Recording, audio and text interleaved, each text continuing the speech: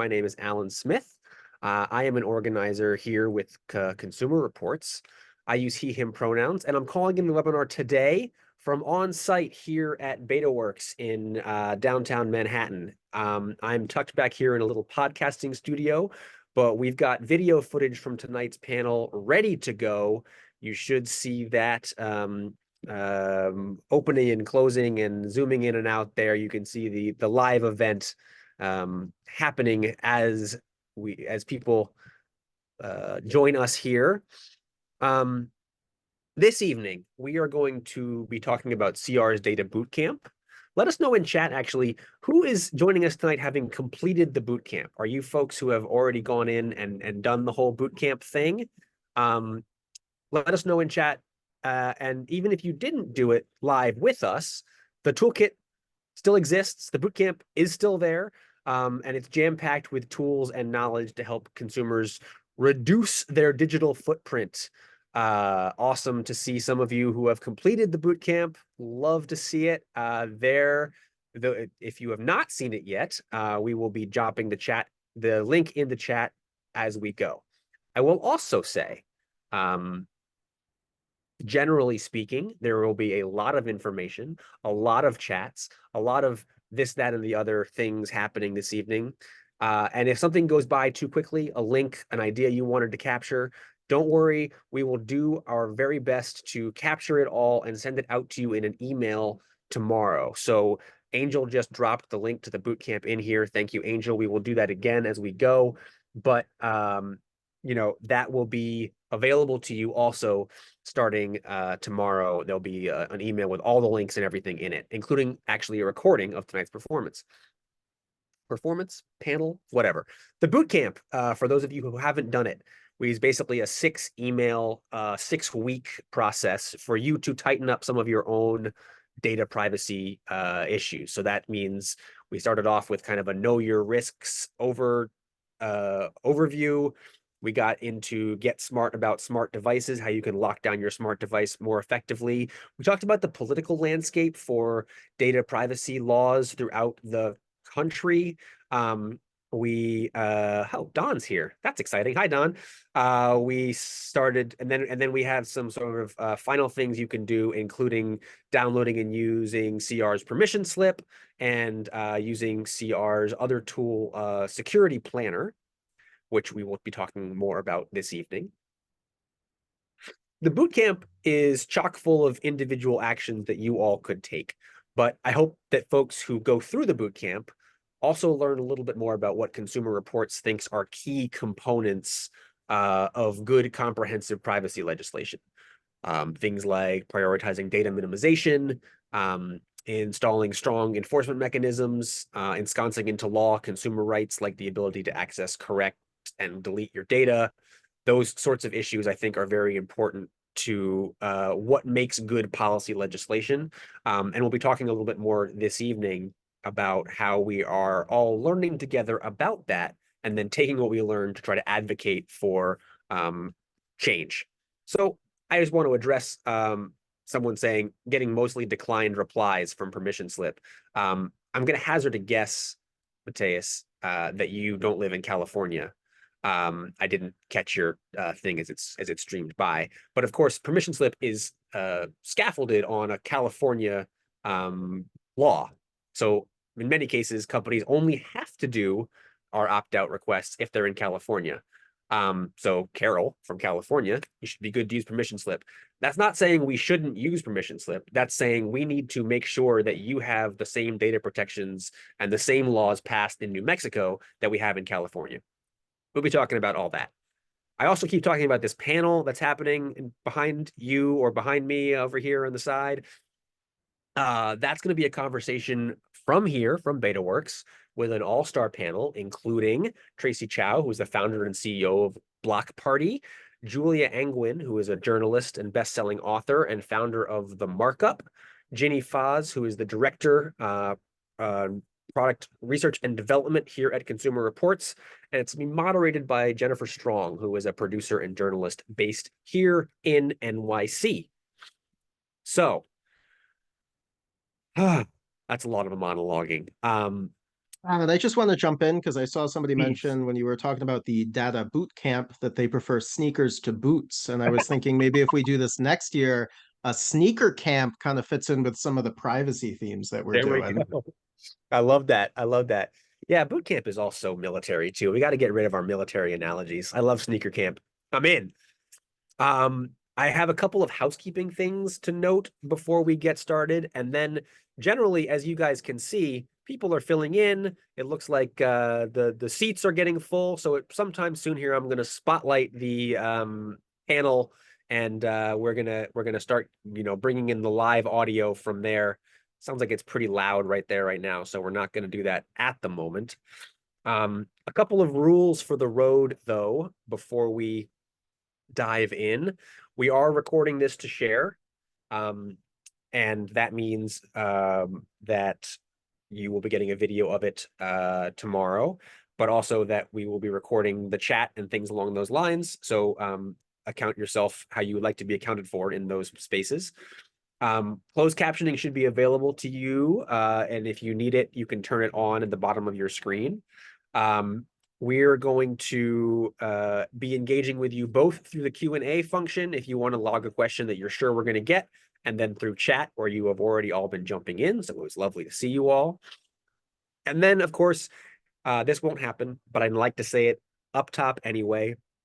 We are using, we will be kind of monitoring these things, and we will, if anyone is not abiding by our code of conduct, we will remove you from the call. That's not going to happen. But our code of conduct includes assuming best intentions of all participants, volunteers, speakers, and Consumer Reports staff, being mindful and understanding of fellow participants who are coming from different experiences, speaking to your own perspectives and stories, refraining from personal attacks or comments on appearances or voices, focusing on topics under discussion, and by attending this webinar, you are agreeing to those ground rules. That means if you don't adhere to those ground rules, we have permission to remove you from this discussion, but that's not going to happen, like I said. So not even going to worry about it.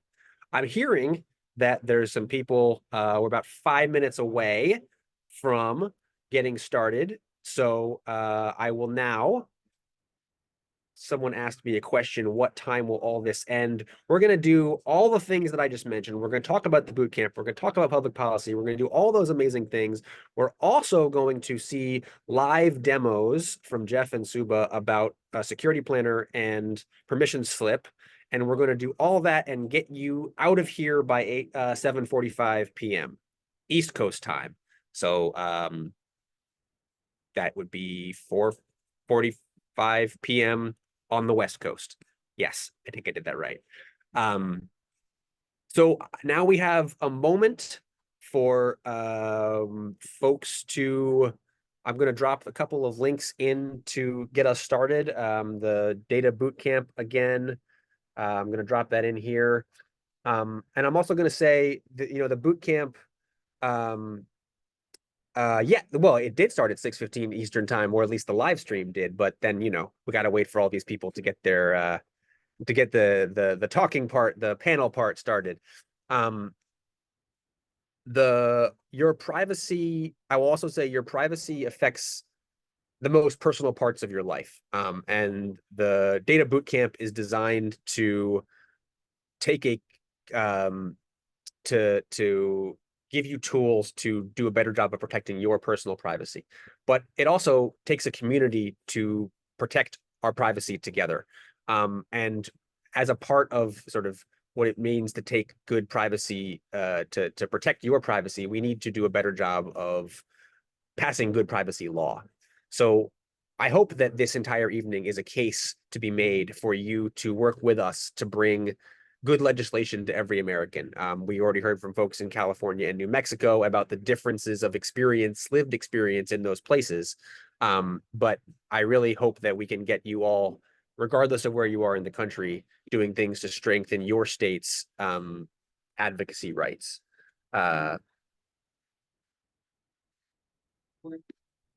Let's see here. I'm going to drop this little petition in here. If you are, I will drop it back in as we go. But if you are moved to raise your hand and say, yes, I would like to work hard to bring good privacy to my state, I hope you would do that there. And then let me just see what Brian says, whether or not we're gonna go live.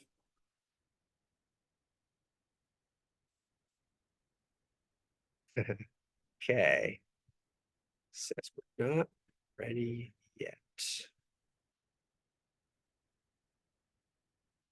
I am dropping these links into the chat. Oh, no, I'm not. I'm only sending it to my fellow panelists. Thank you, Diana. Here's a link that I was just referencing. And here's the link to our data action bootcamp. And let's see. Oh, that's a good question. Should I use my CR login credentials to log into permission slip and or data bootcamp or unique credentials? Good question. The permission slip instance is its own unique login. That's because permission slip is extraordinarily worried about how we best keep your data private. And so they built an entire backend to do that as safely and securely as possible. Check me if I say anything wrong here. The data bootcamp has no login. If you would like to sign up to get more emails, you can do that. You can just give us your email and we'll send you emails. But there's no login requirements for that or for Security Planner, the other tool we're going to be talking about later on today. But I'm getting word. For Security Planner, if you do use your Consumer Reports login, you can have your customized plan emailed to you so that you can continue working on it over a larger course of time. And it looks like they're talking, so I'm stop. All Tech is Human and Consumer Reports in celebration of taking back your data. We have a great panel set up for you today, moderated by Jennifer Strong, some amazing panelists. We have Permission Slip and Security Planner and Privacy Party going to be demoed for you today. You could tinker with them, learn about how to take back your data. And yeah, my name is Sandra Khalil. I'm head of partnerships for All Tech is Human. Give me a hand.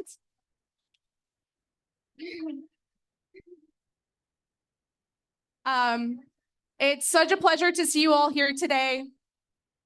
I always start off these events giving a few updates on what we have going on at All Tech is Human. First of all, today is a packed house. The door just closed. You're not leaving. I just want to give you a few updates. Hello to all our community members. Hello to new community members. It's wonderful to see you all here.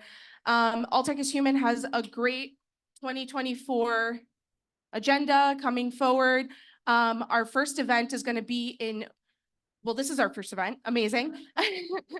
Our second event of the year is going to be on February 28th in Union Stage in Washington, D.C. It's going to be a trust and safety gathering, focusing on child sexual abuse material, online harms, really relevant to the discussions being had in Congress on January 31st. So please be sure to tune in. Be sure to join us. There's an interest form on our website.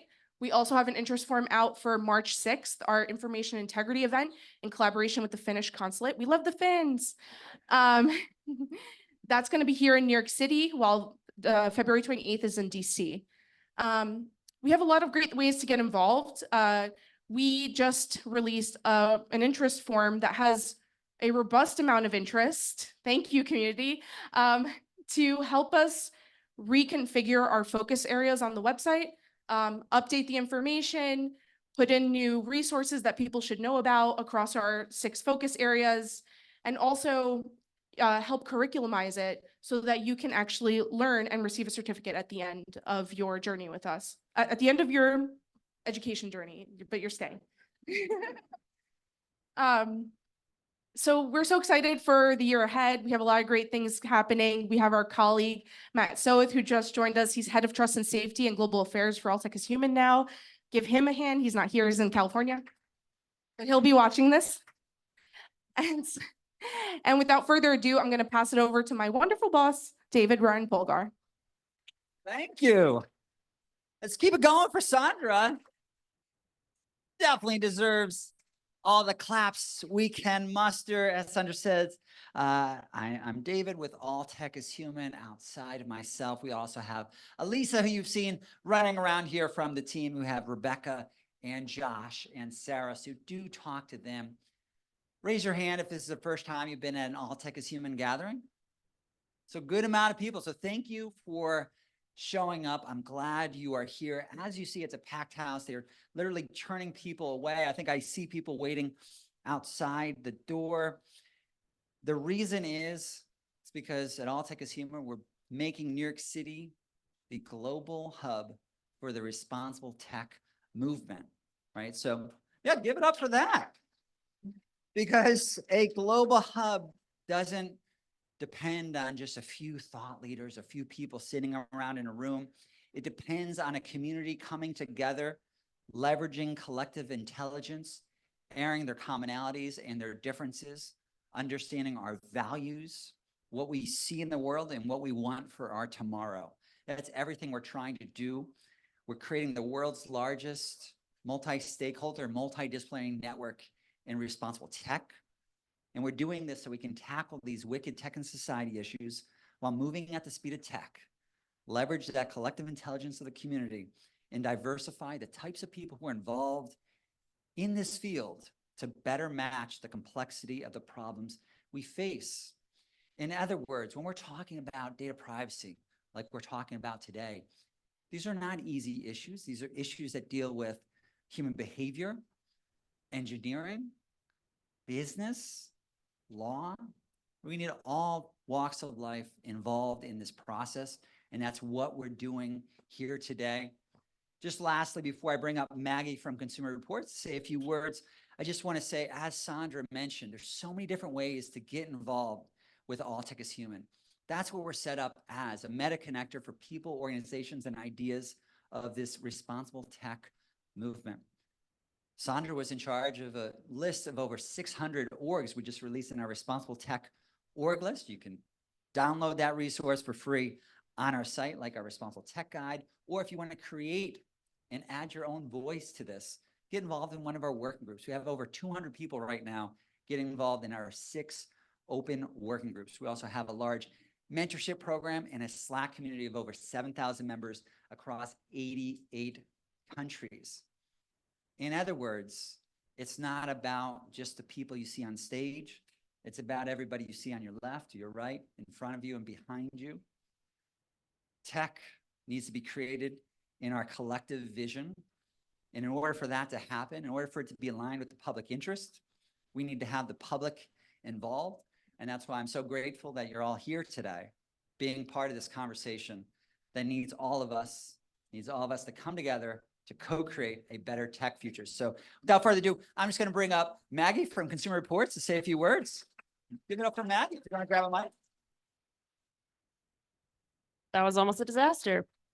Hi, I'm Maggie. I'm from Consumer Reports. Thank you. Yeah. I want to start with 3 little moments from my life before I tell you a little bit about our nonprofit. So one is that imagine me at age 12 on a cruise with my grandmother. It was a terrible time. It was fine. Not traumatic, just terrible. And fast forward 25 years, I live in a different state. I'm fully grown.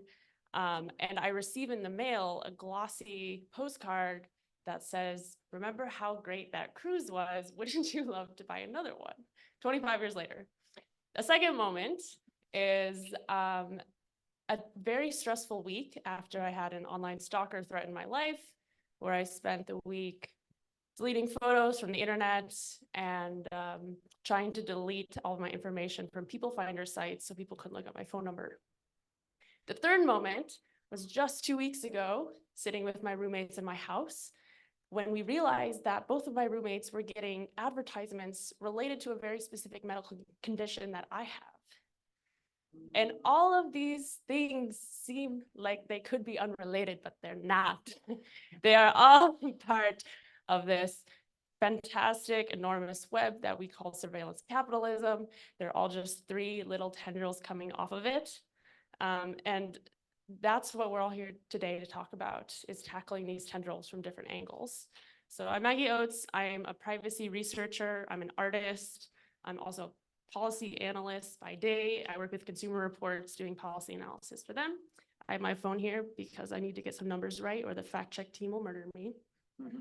So for those who don't know, Consumer Reports is an 88-year-old nonprofit focused on consumer testing, safety, research, and we're probably best known for the work our testing team does, doing independent testing on mattresses, in cars, in lawn mowers, smartphones.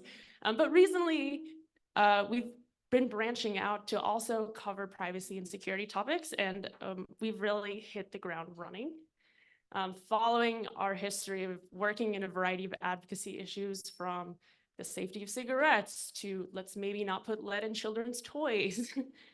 We've been following that into the digital realm. And I want to make sure everyone here knows that it is a really juicy moment to be working in privacy. It's a really critical moment to be working in this topic. So just in the past few years we've been doing this, we've been seeing the impact of our research. So last week we released 2 reports that have been in the works for about a year. One asked hundreds of people to donate their Facebook data, to download it, donate their marketing data to us to analyze. And one of our findings from that was that each consumer had been identified as a target for a company on average by at least 2,230 companies. And another study we just put out also last week investigated loopholes in health data, trying to figure out why my roommates know my medical conditions.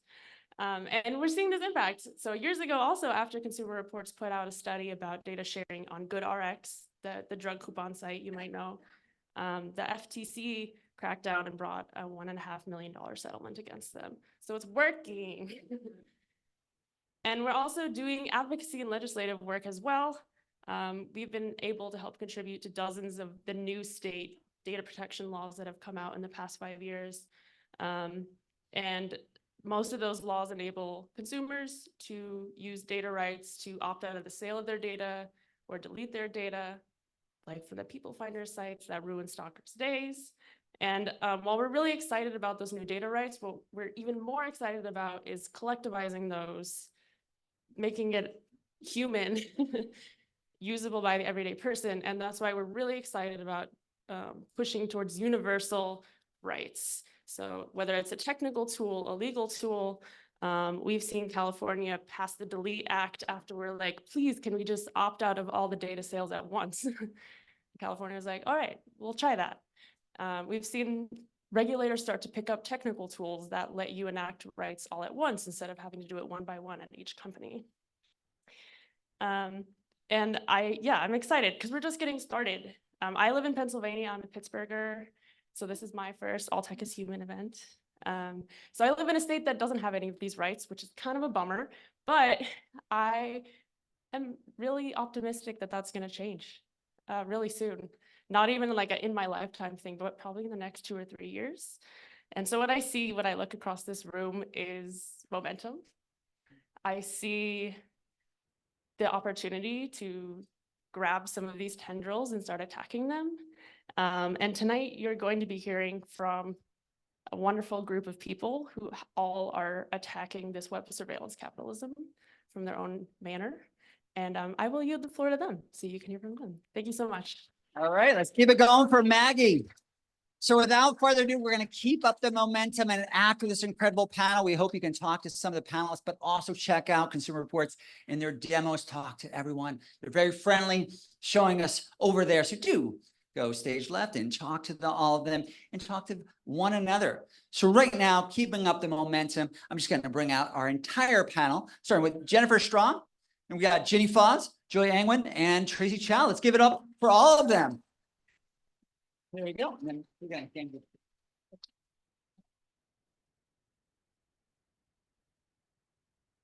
Okay, thank you everybody for being here.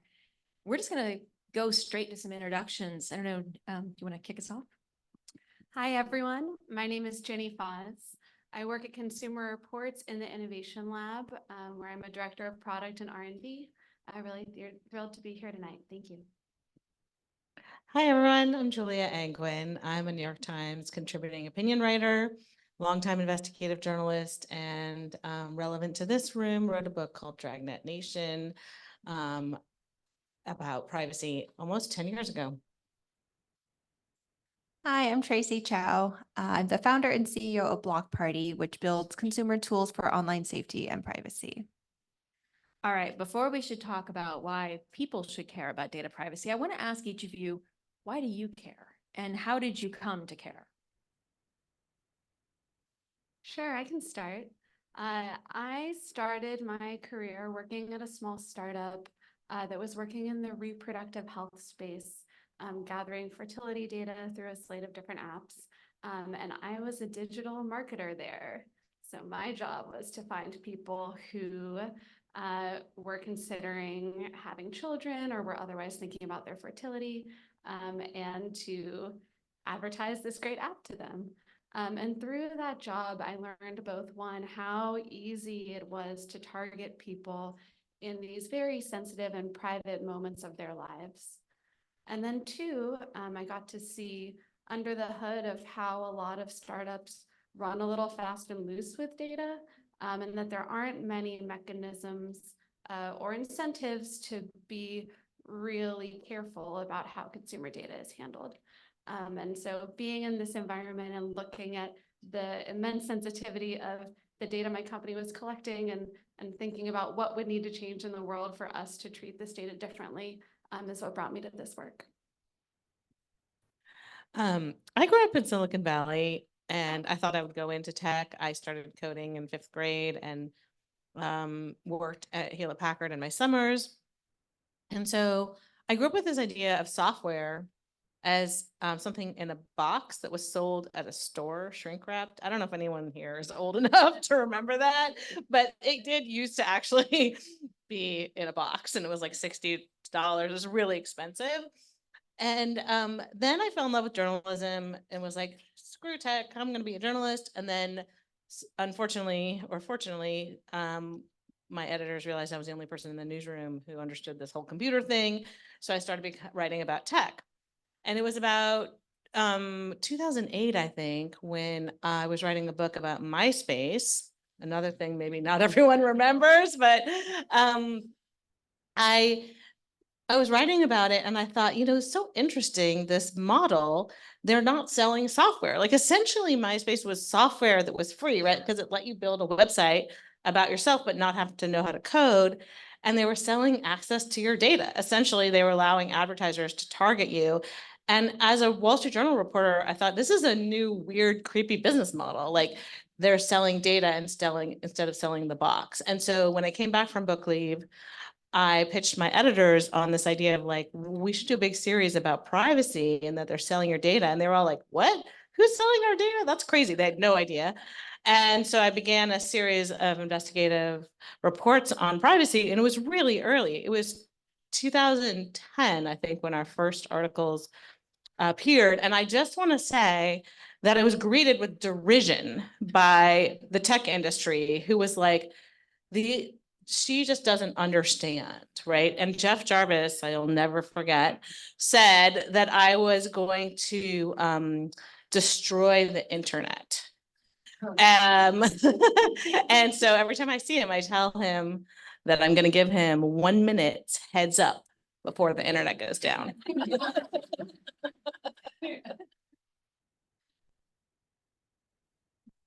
I came to care about privacy from two different perspectives. The first is looking at the systems and realizing how broken they were, and the other is a more personal perspective.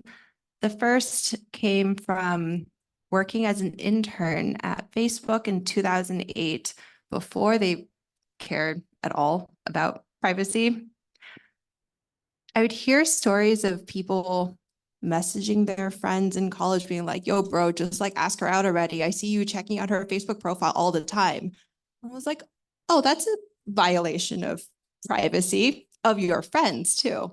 But just the way that Facebook treated data internally, very cavalierly. I think they will deny all of this, but they've definitely buttoned things down. Back then. It did not matter. Everybody had root access to all the databases. Like it did not matter what you wanted to look at. People would write scripts and notify them if girls were checking out their profiles. As you may guess, the engineering teams were mostly male. I was still a baby software engineer then. I did not understand that this was a thing that people could just do and felt so comfortable doing. So that made me feel a little bit icky and weird, not just like the selling of the data and access to advertising, but just the way that the people who are making technology treated user privacy made me feel a little off. The second perspective, which has made me really care about privacy and motivated my work now with Block Party, is from having been a diversity and inclusion activist, building a little bit of a profile online, and then having the experience that many women who are mildly visible at all online have, which is dealing with the harassers and stalkers and all sorts of weird trolls. So I've gotten the parasocial stalkers who imagined that they were in relationships with me and would show up where I was in person physically after flying around the world, which made me very sensitive to location data, where I live, just very, very sensitive to anything geolocation, physical location related. But I've also dealt with the horrible trolls on Reddit and 4chan, where they've launched DDoS attacks on my company, on Block Party. Like the people who don't like you building anti-harassment software will come harass you for it. So we've dealt with those trolls, and it's just made me worried for my personal safety. I don't think I'm doing anything that horrible, but when the internet trolls go after you and decide they want to launch the mob after you, it is very scary. So that is why I care about privacy and think about it in almost everything I do day to day, like what photos I'm willing to post, what things I'm willing to mention publicly. Never mention any patterns of behavior, where you go running, your favorite coffee shops, anything that can identify where you live, no photos outside your windows, where you live, like all of those things. Like every day I think about my privacy and this OPSEC. Now, Julia, you mentioned something when we were talking the last time about when you were working on a book. What was it? It was some years back about privacy, that you thought you were being a little bit, maybe you were overdoing it, or that you were, well, but now you feel like you actually, it's so much worse than you even realized. Yeah, I started writing this book about privacy in 2013, I guess, and it came out in 2014. And I was worried that I was being kind of hysterical or something, right? Because at that point, it was still kind of the Jeff Jarvis world, where it was like, everyone was just like, why are you worried? It's just creepy ads, like no big deal. They're just ads. This data isn't going anywhere. It's not being used to give you health insurance rates. It's not being used for anything significant. And I was really concerned that it would be used for all those things, and there were already signs that it was going to be that way. And so I wrote this book and thought, okay, I hope I'm not being too crazy here. And 10 years later, I look back at that book and I was not paranoid enough. Like literally, I thought facial recognition, for instance, was going to take much longer to be adopted, because at that time it was really bad. And so, I wrote about the threat of it, but I was like, but luckily these computers are really bad at figuring out your face. And so like, we're probably going to be fine. And that was just not true. In fact, it's interesting to note that the thing that made facial recognition get good is AI. So what's funny about AI is it's sometimes not clear what it's good at, right? If you use ChatGPT, you might have the experience of like, why a lot of people think this thing is good. Like sometimes it's good and sometimes it's really bad. But AI is really good at increasing facial recognition. So from 10 years ago, the error rates in facial recognition were 30%. So 30% incorrect. It's now 0.03% because of AI. And so we're at this incredible inflection point where the surveillance is so good, right? Even the error rates, and it's true that error rates are still worse for people of color, in particular for women of color, but even so, it's within such a smaller band. And I think one thing that's really important to think about with the AI conversation is that AI is super powering the surveillance that's already out there. And that is very scary. Yes. And I feel like something that's poorly understood, if at all, about this is like, in the age that we're living in now, your ability to opt out and stay opted out is an AI model is not a database, right? You can't just go in and subtract a line and then it's fine. Also, the ability to be forgotten is predicated on being remembered. Because otherwise, if you opt out of a system and you walk by the camera, the next day you're opted back in, unless there's a copy of your face somewhere to allow people to take you back out again. Yeah, which is why opt-out is the wrong model. So why don't we talk about that? Let's talk about some of the ways in which people can begin to take back their privacy. Do you want to start? Yeah, I'm happy to, although I also wanted to react to something Julia brought up. I think it's an interesting question. What is the right level of alarm on privacy to express publicly? Like working at a consumer organization, we know that 96% of consumers are concerned about their privacy and security online. But I still think that very far from 96% of consumers are doing much about that other than just being fearful. And I completely agree with you that like there should be more alarm out there, but I also think a lot of people, or certainly more people every day and every year, are becoming more cognizant of these issues. And so then I think it gets to this question of like, what can we equip people with so that when they feel that alarm or that fear, they don't feel powerless? It's one of the reasons why we've put so much investment at Consumer Reports into this product called Permission Slip, which is an easy to use tool. It's a mobile app. You can download it and swipe through companies, understand what data companies are collecting about you, and then use your right to opt out, use your right to delete, and just making those rights feel more accessible so that when people are despairing or are having some fear, there is a place to turn. It's not going to solve every problem, but it is a thing that one can do.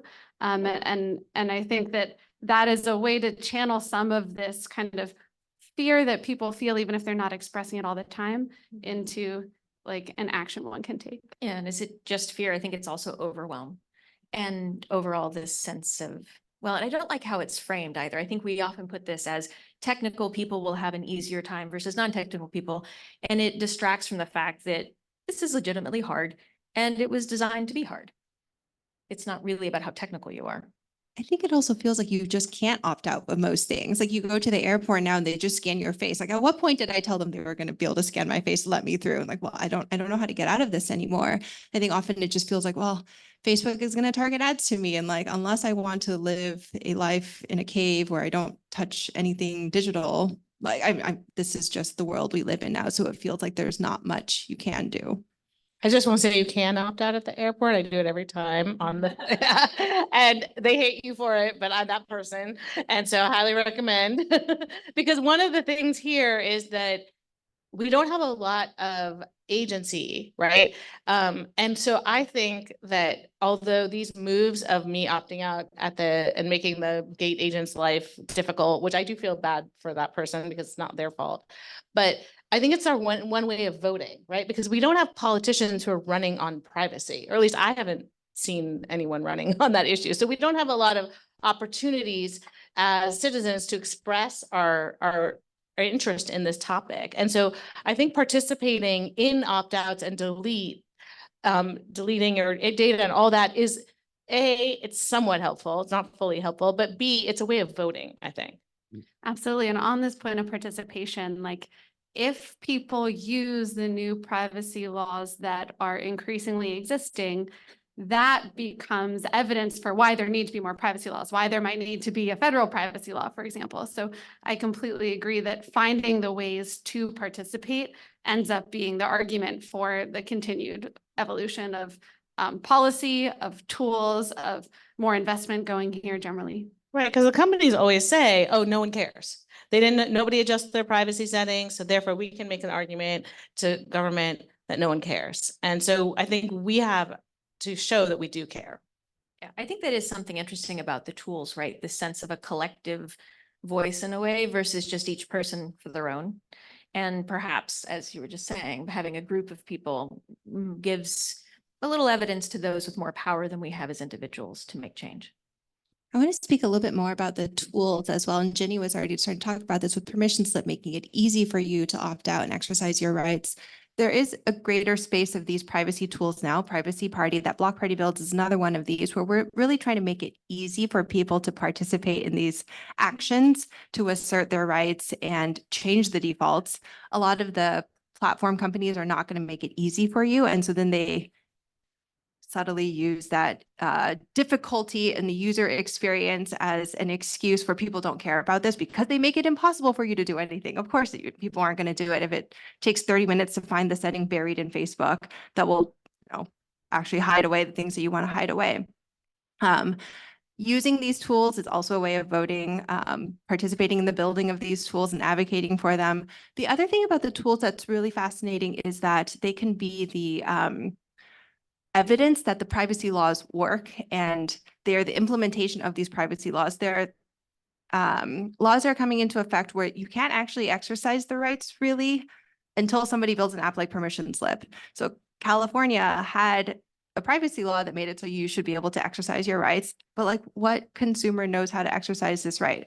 And when people are building tools like Consumer Reports is building permission slip, it makes it possible to see what the instantiation of these laws is in technology so people can actually use them.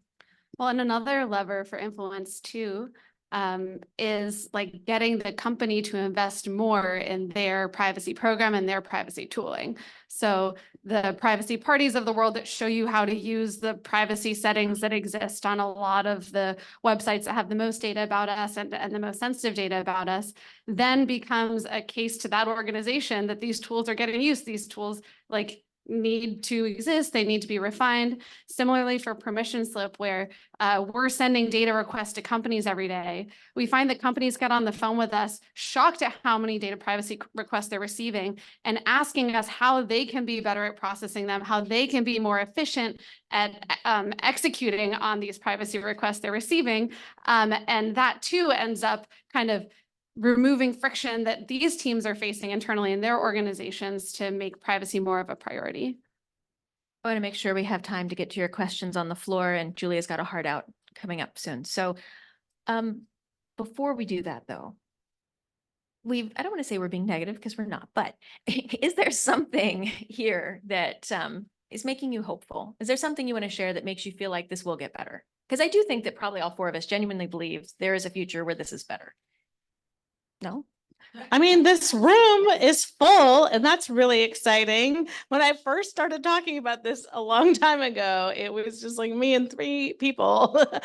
So that is wonderful. And I do feel like also one thing that I think is true is that the younger generation is much smarter about privacy. I know that my kids who are teenagers are super smart about it. They do most of their stuff in disappearing messages. They use Instagram basically as a billboard, like only things that you would actually want the entire public to have. They have multiple rings of friendship on the, so I think that they are smarter than my generation, certainly smarter than my parents. So I think people are getting better at it, but that is an unfair thing because we shouldn't have to become experts at it. There should be a baseline of your data won't be used for all these, let's make a list of 10 terrible things, and that should be just off the table. And unfortunately, we're not at that point. Sorry, that wasn't positive. I think I'm heartened by the regulation that is starting to come into effect. Europe is moving much faster than the US on this, obviously. But the fact that Europe is passing things like GDPR was a number of years ago, but DSA and DMA, there's a lot more regulation in this space. And the regulation reflects general population sentiment as well. Like they wouldn't be pushing these things through if people didn't care. Like that is hopeful to me that there's more literacy around what data privacy means, what data rights are. These different concepts that people maybe didn't understand before around interoperability and portability of data, many more people now know and are pushing for them, and we're starting to see that reflected in regulation. Hopefully we'll see that in the US soon. There's starting to be more privacy laws, at least introduced at the state level. There's some discussion at federal level. Hopefully there will be a little bit more success in getting things through soon. Yeah, I would certainly second that. When I joined Consumer Reports, there were 2 states that had privacy laws, and now there are over a dozen. So and I've been in this role for about 3 years. So it's like a pretty nice pace of new privacy laws being adopted. I would say the other thing that makes me optimistic is that consumers are using these rights en masse. When we announced permission slip in October of this year, within the first week of the app being publicly available, we had sent 1 million data rights requests to companies. And so thank you. Yeah, I mean, to me, that is evidence of the pent-up demand for these rights, and that as soon as these rights become more legible, more convenient for people to exercise, that there is going to be a groundswell of interest and action. All right, so I have a stack of questions from the floor. Keep them coming if you have more that you want to pass over. So here's one. What are your suggestions for educating youth on how to protect their data privacy on social? I feel like the youth should be educating the seniors on this. Is that just our teenagers, Julia, or is that all teenagers? I don't know. No, I mean, I think everyone needs education, and also all of those privacy settings, as you know, they change all the time. They default, like you change it and then it defaults back to something. So it's designed to be complicated. And I think that honestly, it would be great if they did some of that in school. I had terrible experience with my kids in school where in both of my kids, they were told to, everyone in the room was told to use the same password. Yeah. And then the teachers thought that was a brilliant idea. And then all the kids would hacking into each other's accounts. And so it was really bad. I had an app put on my daughter's phone by her school in junior high that had the location data of all the students. In theory, this made it so that when they came back from lunch, we would know where everybody was at. But instead, what it meant, my daughter would turn off her location as soon as she got out at 3 o'clock. And the teachers said, oh, she's, so good. She has no screen time. No, but she had turned off the app and she could see where her teachers were, including one that went to a bar every night. So another question from the floor, how to handle data pollution and deepfakes? Anyone want to take a run at this? I mean, one thing about those are two different things, but deep fakes, I would say right now, the evidence is that they're really hard to detect. They're hard to detect through automation. They're hard to detect manually. And so we're entering into a really difficult time period, particularly in an election year where we aren't going to know what is real. And I'm really worried about this polluting everything, right? Because the idea that you can't figure out if a piece of information is fake or not actually means that every single piece of information is now not trustworthy. And building an entire information ecosystem that is not trustworthy only benefits bad actors. And that's where we're heading. We're at a massively fast pace right now. And so I guess I'm not winning at the optimism game. But I will say last week I held an event where I brought in election officials from across the US to test AI for election integrity and whether voters were going to be manipulated by things. And I'm going to be publishing the results in a couple of weeks, but it was bad. Well, I'm curious if anything has surprised you throughout your work, either about the privacy space itself or the work that you've been doing, whether something noteworthy is top of mind that has surprised you throughout this.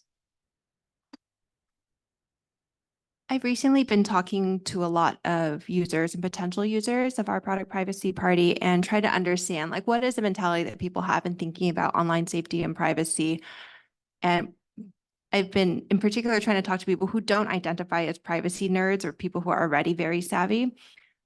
It turns out everybody is thinking about their privacy in different ways. They may not think about it in those terms, but so many people already have their own policies for what they share or don't share online. A lot of folks would say, I don't mention any people who are close to me, like my family, my partner, my friends. Like if they don't have a big online presence, I don't mention them. I don't want to tag them in any photos. I don't want to publish anything. A lot of women I talk to, like, don't post photos of where I am in real time. Like everybody has worked out these ways to safeguard themselves. Like everybody is conscious of how they move through space online and in the physical world, and cares about these issues, maybe not in the same language that privacy people talk about things. So it feels like there may be a little bit of disconnect, but this is a very mainstream sort of set of concerns. I'll say too, I've been really pleasantly surprised by all of the citizen scientists out there who want to help us figure out how the surveillance economy works and want to help us figure out how to make these laws work for people.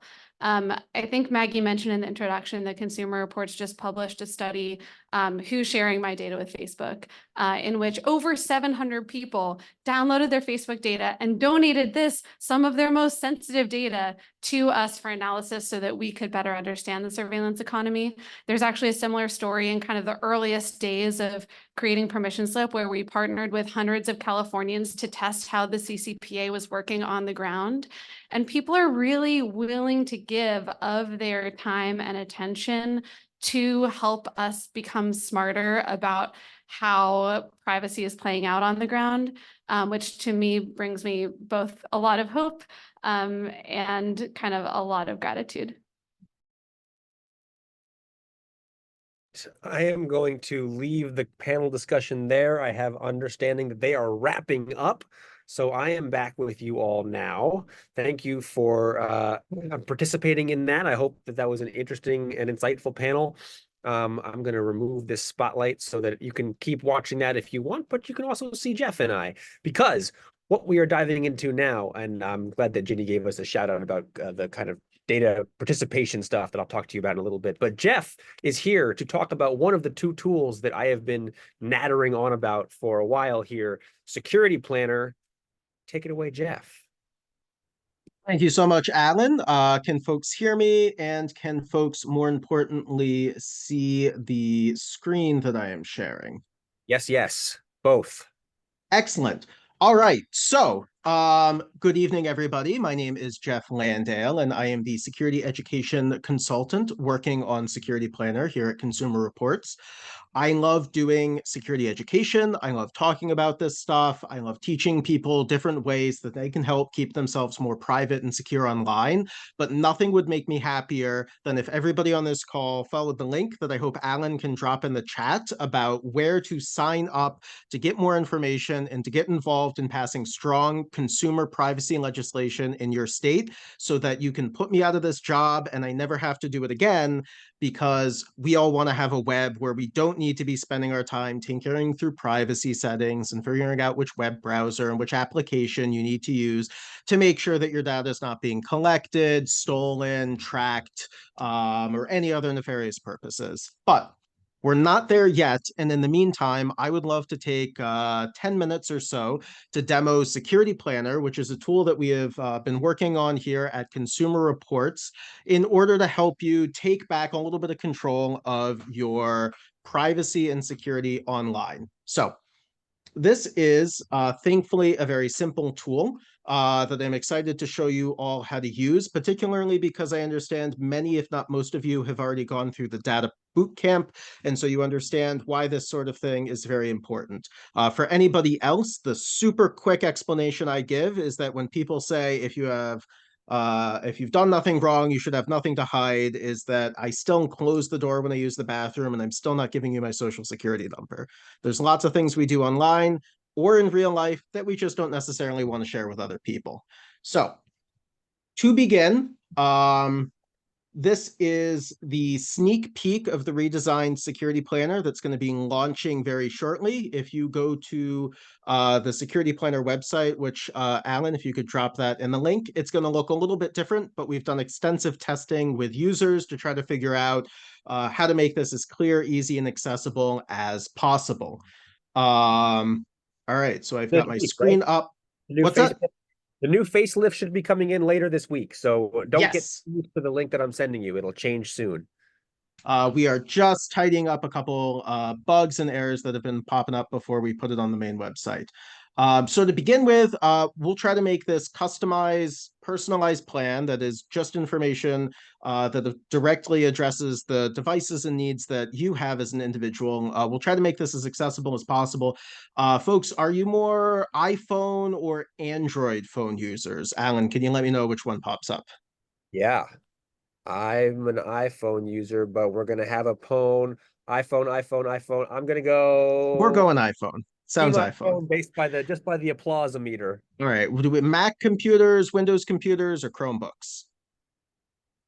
Mac. Oh man, we are All right, Mac. All right. All right. So as folks are seeing, this is a 3-step process. The first step is just telling Security Planner what kind of devices you use. I'm going to rush Desktop through Linux, this because I think respect. we're a little, what's that? I said I got a couple desktop Linux, and then I said respect. Desktop Linux, truthfully, you probably already know how to lock down your desktop securely and privately if you're using the Linux machine. And then I'll just throw in gaming consoles there because I've got my Nintendo Switch. So after you've told Security Planner what are the devices you use, you'll click Next. And then it'll ask you questions about what do you do online? And more importantly, what are you concerned about? Our folks, I think I'm not going to ask all these questions because we got to run through this, but I saw in the chat people were mentioning being concerned about communicating privately. I The saw only some person I need to questions keep. about how about locking down my social media profile. That was a big Oh yeah, conversation. locking down social media profile. Um, Protecting financial information is always important. And let's say prevent tech companies from collecting my data because nobody likes it when they do that. And then lastly, there's a series of questions that are essentially any uncommon or emergency situations that you may or may not be facing. One of the most common is my account has been hacked or I am a victim of identity theft. We'll go with identity theft just for the sake of this demonstration. And then you click the button, Get Your Plan. Now, what's really cool and what I really love about Security Planner is that it organizes the recommendations that it gives you for how to be secure and private online, and it gives you a top priority. So if you only have time to do one thing and one thing only, you want to do the top priority, which in this case, given the answers that we put in, is respond to identity theft. So you'll click on the little button here to open up the information and the recommendation, and it'll tell you that if you suspect or you know that you're a victim of identity theft, you'll want to follow the following steps to limit the damage. And each of the recommendations that Security Planner gives you is going to walk you through the steps of what you should do. So it tells you here, get your credit reports. It shows you where to file a report. It tells you how to call the companies where the fraud occurred, how to ask credit bureaus to revise their credit reports so that these fraudulent charges or loans or what have you are not reflected on your actual credit report, to put a freeze on your credit reports, and a number of other steps that you can take. And then each recommendation will also walk through why this is important. In the case of identity theft, it's a very short explanation because you probably don't need us to explain why responding to identity theft is important. And then lastly, links are available if you want to learn more about the topic or do a deeper dive into it. So once you are done with each step, this one will probably take you a little bit of time. You just click on this button right here, and then it'll drop it all the way down to completed tips. There'll be another top priority that you can choose next, or if you'd like, you can also filter the recommendations that have come up by the type of recommendation they are. So browsing, online accounts, smartphones, and we've also categorized a few of the steps as free or easy. Most of the recommendations are recommendations for things you can do that don't cost money.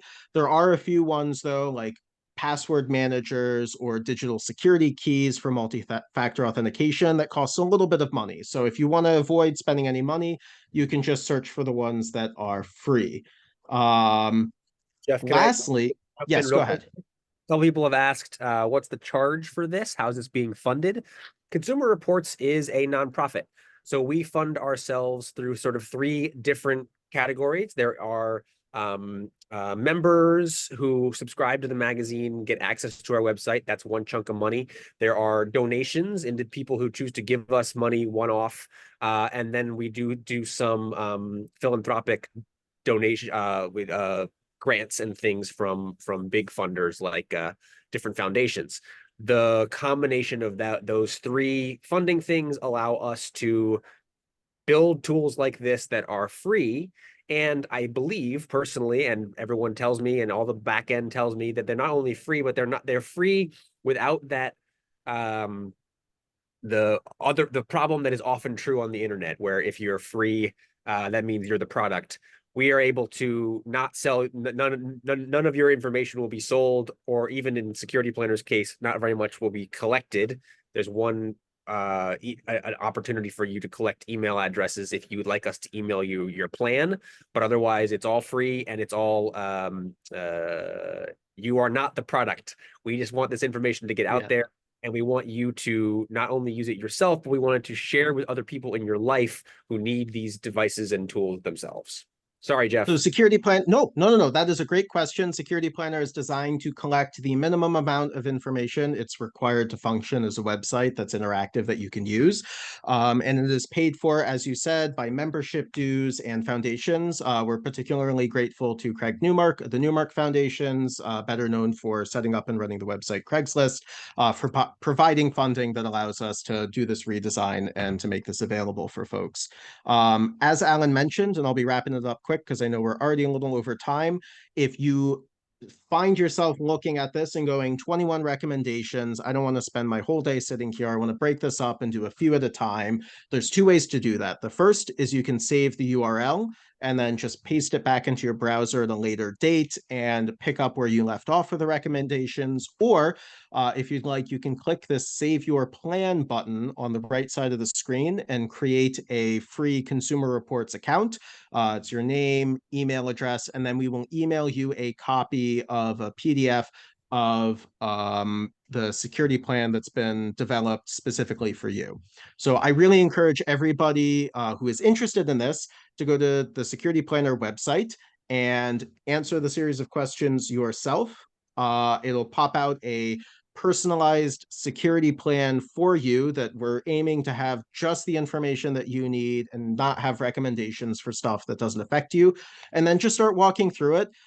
Nothing in the realm of online privacy and security is a silver bullet, as they say. The only thing we can do is make ourselves more secure and more private online and just try to avoid some of the dangerous or creepy stuff that can be impacting us as we go about our days, just trying to communicate with our friends, share photos of our dogs, stream too many episodes of the Great British Bake Off Junior, and not have everybody around you know just how much you've been watching that show.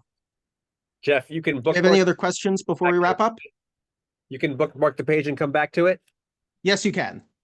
Okay. You can also do that with Security Planner, not just the Great British Bake Off Junior. I'm going to ask Jeff to come hang out in the chat with us as I pass, and it looks like there's a question for you in Q&A from Carol, and now I'm going to pass over to Suba, and I have to make sure that I go on mute.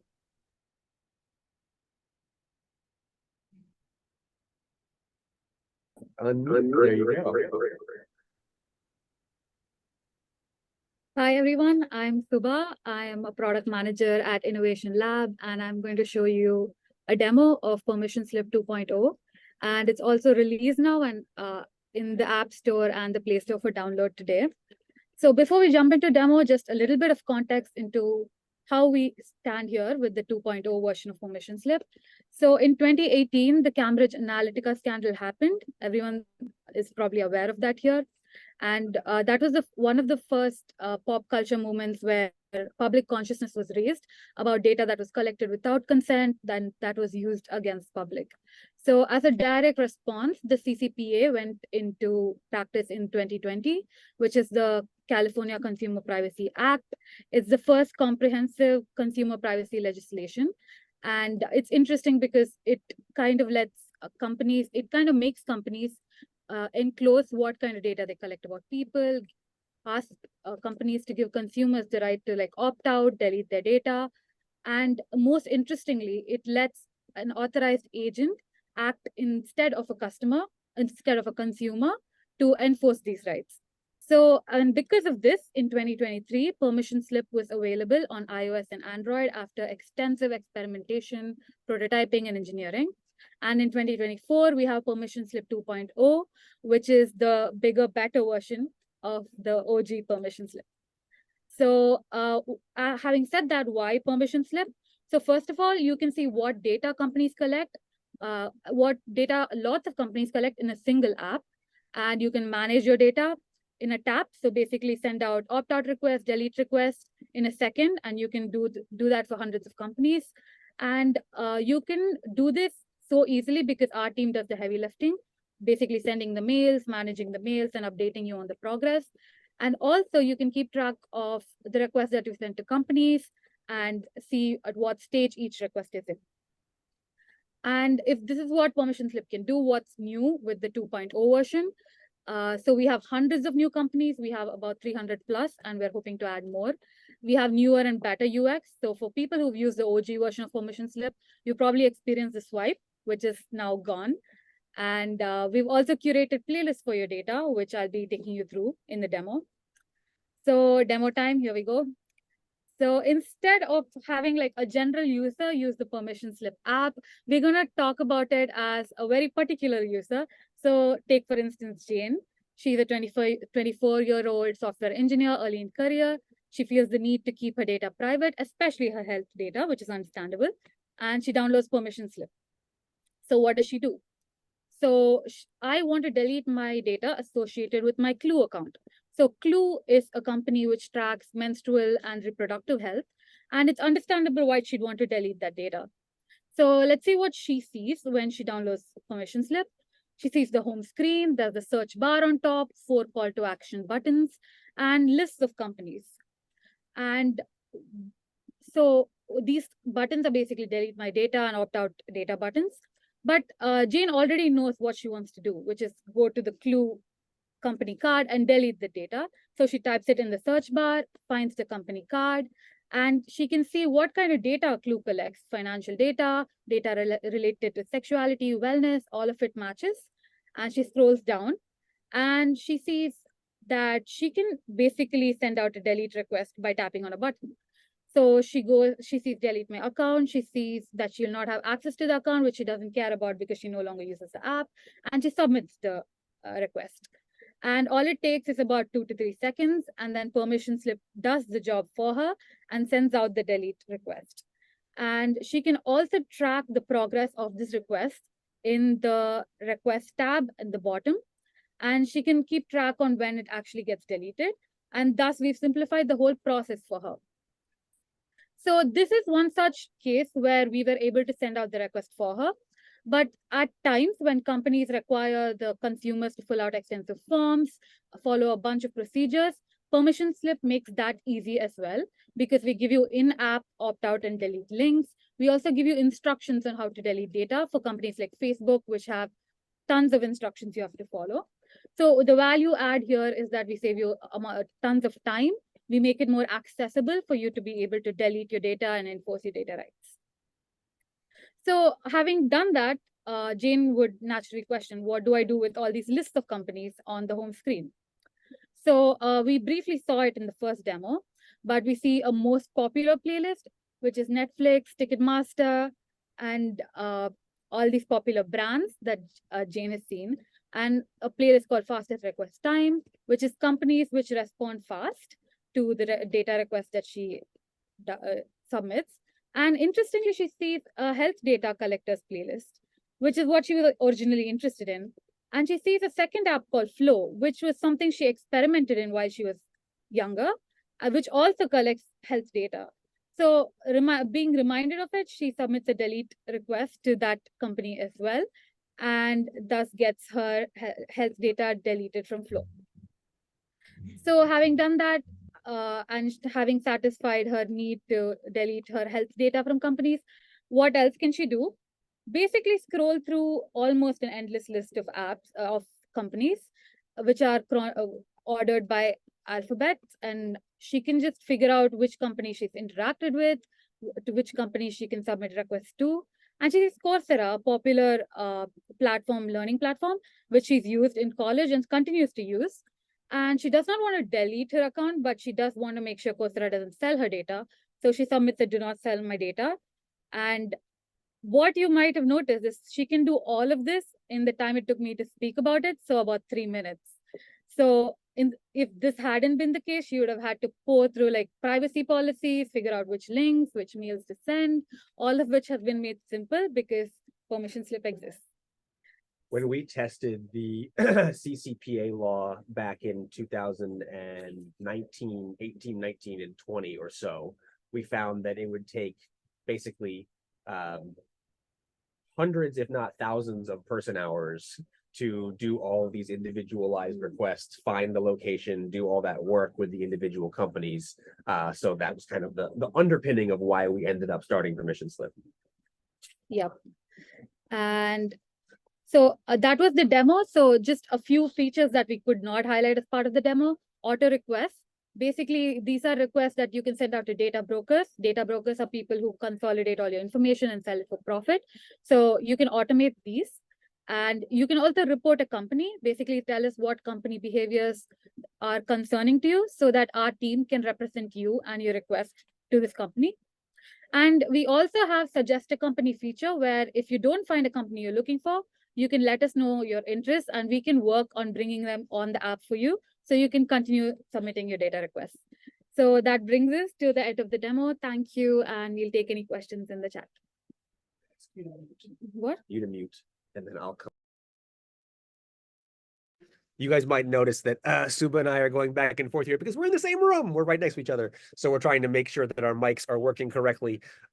We have a lot of good questions. Thank you all. I'm going to start. Well, let me see.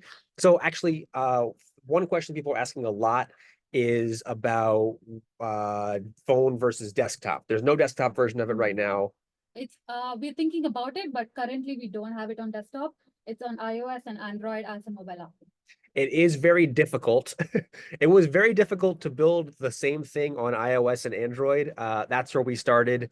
We're thinking about trying to get something for the web browser, but we wanted to get for a PC or like a desktop computer. But we haven't gotten around to it yet. I will take all of your on board as votes in that direction. But then I found somebody here. I want to go back. Is Permission Slip only available to California residents, or can it be used by anyone nationwide? So the CCPA, what the app is based on is obviously only for California, but a lot of other states like Virginia, Colorado have their own privacy laws, which would also let you use the app. And so it's not only limited to California. And that is important because for a series of reasons, but it's most important because we need, as Jeff mentioned before, to continue to pass powerful legislation that extends that right to privacy to every American. Right now, Consumer Reports sees the most likely way for that to happen is at a state-by-state level. So essentially passing something similar to CCPA for other states around the country. There are others. California is leading the league in a couple of different things. Also something called the Delete Act, which is excellent. But we're trying to pass on that right to more people. I think that that's an incredibly important underpinning for a lot of this work. We also, let me see here, but I want to mention something that we sort of Suba touched on, but I think is a really important question here. What I worry about, Janet asks, is losing track of the companies that are tracking me after so many data breaches. I think that's a very fair worry, Janet. It's something that I worry about as well. And one of the things that Suba mentioned here in passing, and that has popped up in the past in the chat a few times, is data brokers. So there is an entire cohort of company whose entire job, their entire offering to the world is attempting to collect as much information about each individual person as they can, package that up, and then sell that information to interested parties. That's their business model. That's why they exist. We're working to get more and more permission slips, more and more data brokers onto Permission Slip. And in fact, it's going to, at some point, I believe, check me if I'm wrong here, be its own category of thing that you can set for a regular opt-out. But we're working on that and making these sort of like cadre of invisible companies you and I have not heard of, but his entire business model is keeping track of our data for us, or not for us, keeping track of our data to make money off of us. That group is maybe the most important target for Permission Slip to help you gather back your own privacy online. And then this is a question that I think we should kind of dive into. Some people have asked different versions of this. Can Permission Slip remove my data from a company without deleting my entire account? Unfortunately, that will not be possible. So when you delete all your data from a company, you also delete your account. But what you can do is opt out of sales. So you can make sure the company cannot share or sell your data with other companies. So that's what you can do when you want to retain your account. Ooh, bug report. Small but critical bug report. Legal full name does not allow for hyphens. Ooh, interesting. We'll get that to the top. Thank you, Zoe. We just released a 2.0 version, so we're eager to hear any issues that you see in the app, submit feedback, and our team will get right on it. That's great. Kathy, I want to clarify one more time. She says, you're saying if I can't use permission slip in Illinois, if not, what will happen if I try? Why are they are all working across state lines? Why the limitations? So to say one more time, permission slip is scaffolded on a law that technically only protects Californians. You may or may not be aware of this, but California is huge because it's so large, and because there are so many people in California who are consumers. Many companies have not bothered to create two streams, which is to say, if you make a request, regardless of where you are in the country, I'm in New York. I've used permission slips since it was created. Most of my requests have actually gone through. Most of the companies are not bothering to differentiate between Californian and non-Californian. Some of them are. And in those cases, what we have to do is pass good legislation in Illinois to give you the same rights and legal protections as they have in California. So we're going to be, I'm going to drop, Angel, maybe you can do this for me. Drop in one more time this sign up form for if you would like to learn about what we know about state by state laws. If we want to learn about New Mexico, if you want to learn about what's happening in Illinois, sign up. We're going to be doing some education around that. We're going to be trying to advance legislation in different places so that permission slip will work for you because it will be underpinned by laws that affect you as a citizen of those states. So Brenda, sign up for this form that Angel just dropped in. We'll talk about Texas. We'll talk about all those different things. Let me see if I have any more questions for you guys here. We've done a pretty good job of hitting all this stuff. I got to get out by 7:45. Eileen says this was a very fast demo for me. Will this be able to be shown slowly to each person learning about this? Yes. I would say downloading the app and running through the setup of the app does a really wonderful job at onboarding you to how the whole thing works. They've done a really, like, the UX is fantastic. But if you have, yeah, go ahead. Yeah, we're also going to be adding a demo, a slow version of it. So today we have time constraints, but we have a full demo of it going out in the website, and it'll be in the FAQs, and you'll be able to see it in a few days. Someone says, I downloaded permission slip app when I tried to log into my CR account, but it keeps telling me the app keeps telling me my credentials are not accepted because you need an entirely different login for permission slip. We built it in its own, because we are so worried about permission slip and data privacy, we built it in its own instance, and we're working to keep it separate. So your CR login will not work. You have to set up your own account for permission slip for that reading. Yes, the recording of all of this session will be made available, so you can always watch it again if we went too quickly. What about Massachusetts? There's a great law coming up in Massachusetts right now. Call your state senators. You sign up for the state stuff.